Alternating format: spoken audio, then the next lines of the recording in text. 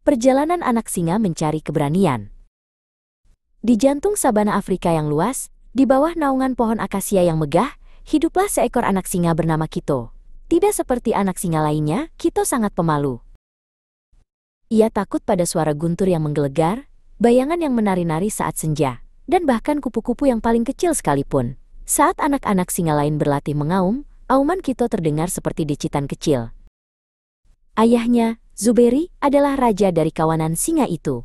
Ia kuat, berani, dan aumannya bisa membuat tanah bergetar. Zuberi sangat menyayangi Kito, tetapi ia khawatir dengan sifat penakut putranya. Suatu pagi, Zuberi mengumumkan ujian keberanian tahunan. Setiap anak singa yang cukup umur harus mendaki puncak berbisik yang berbahaya untuk mengambil batu matahari sebagai bukti keberanian mereka. Anak-anak singa lainnya bersorak gembira. Mereka melompat-lompat, saling menerkam dengan main-main, dan memimpikan petualangan yang akan datang.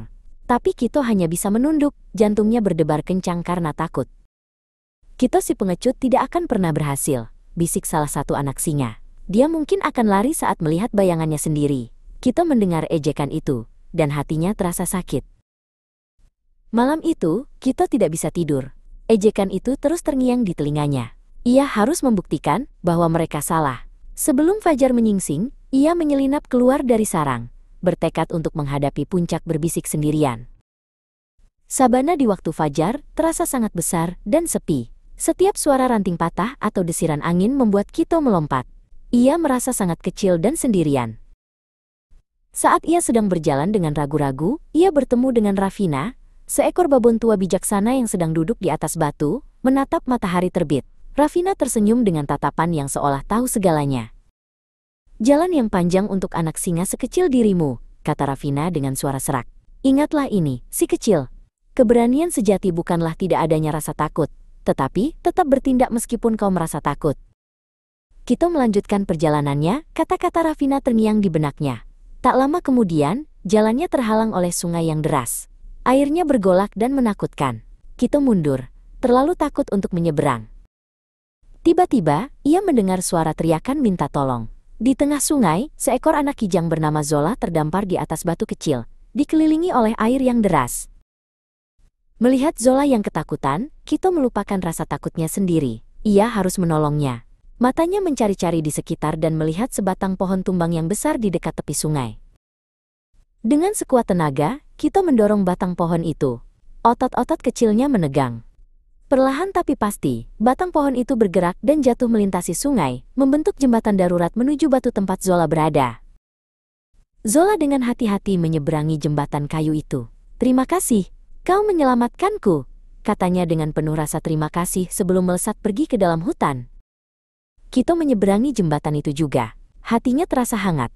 Ia telah melakukan sesuatu yang berani tanpa memikirkannya. Mungkin Ravina benar. Perjalanan membawanya ke sebuah ngarai yang gelap dan menyeramkan. Gema aneh berbisik dari dinding-dinding batu, dan setiap suara kecil terdengar seperti geraman monster. Bulu kuduk Kito berdiri. Ia hampir berbalik, tetapi kemudian ia teringat wajah Zola yang penuh terima kasih. Ia teringat perasaan hangat saat ia menolongnya. Ia tidak bisa menyerah sekarang. Kito menarik napas dalam-dalam dan mengeluarkan auman.